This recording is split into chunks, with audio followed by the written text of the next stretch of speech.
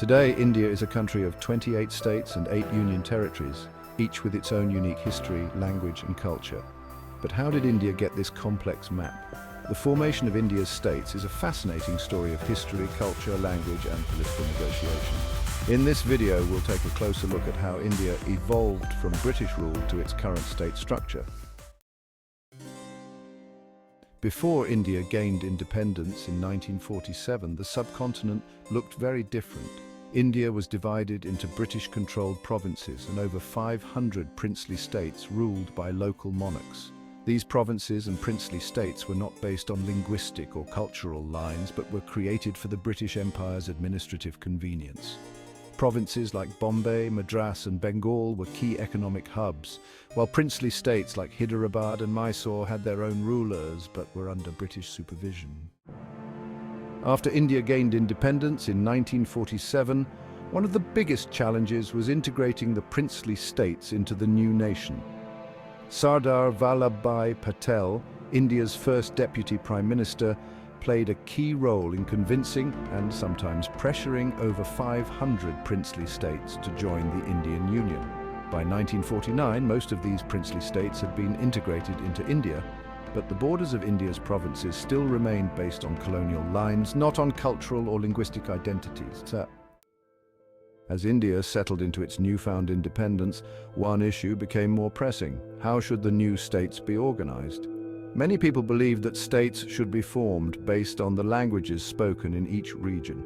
The first major movement for a linguistic state came from Telugu-speaking people in the Madras province. After years of agitation, the demand for a separate state for Telugu speakers reached its peak when freedom fighter Potti Sriramulu fasted to death in 1952. His martyrdom led to the creation of Andhra Pradesh in 1953, the first state in India formed purely on linguistic lines. The creation of Andhra Pradesh led to demands for similar states across India. To address these growing demands, the government formed the States Reorganization Commission in 1953. The commission recommended that states should be reorganized based on linguistic and cultural similarities. This led to the States Reorganization Act of 1956, which was a landmark in Indian history. It redrew the political map of India, leading to the creation of states like Maharashtra and Gujarat from the old Bombay state, Karnataka from the Mysore state, and Kerala from the Malabar district and Travancore Cochin. While language played a major role in the reorganization of states, other factors like religion and regional identity were also significant. The northern state of Punjab, which had a large Sikh population, was divided in 1966 into 3 parts. Punjab became a Sikh-majority state, while the Hindi-speaking areas formed Haryana and the hilly regions were separated into Himachal Pradesh. This was done to respect both linguistic and religious differences, creating states that better reflected the identities of their people. As India developed, new demands for statehood emerged, not just based on language, but also due to geographic and economic reasons. In the year 2000, 3 new states were created to address regional aspirations for better governance and development.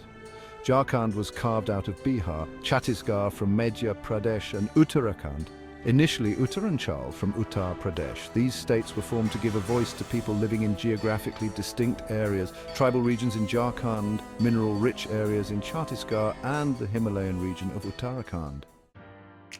The most recent state to be created in India is Telangana in 2014. For decades, the people of the Telangana region in Andhra Pradesh had demanded a separate state, arguing that they were economically neglected compared to the coastal regions of Andhra. After years of protests, Telangana was finally granted statehood in 2014, making it the 29th state of India at that time. Along with its 28 states, India also has 8 union territories. These regions are directly governed by the central government. Some, like Delhi and Puducherry, have partial statehood powers, while others, like Lakshadweep and Andaman and Nicobar Islands, are more centrally controlled. In 2019, the state of Jammu and Kashmir was reorganized into 2 union territories, Jammu and Kashmir and Ladakh, in response to ongoing political and security challenges in the region. So, as we've seen, the formation of India's states has been a long journey shaped by language, culture, geography and politics. Over the years, India's map has evolved to reflect the diversity of its people and their aspirations for better governance.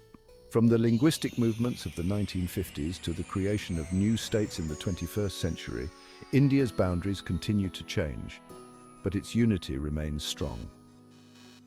Want to learn more about India's fascinating history and geography? Make sure to like this video, share it with your friends, and subscribe to our channel for more explainer videos on topics that matter.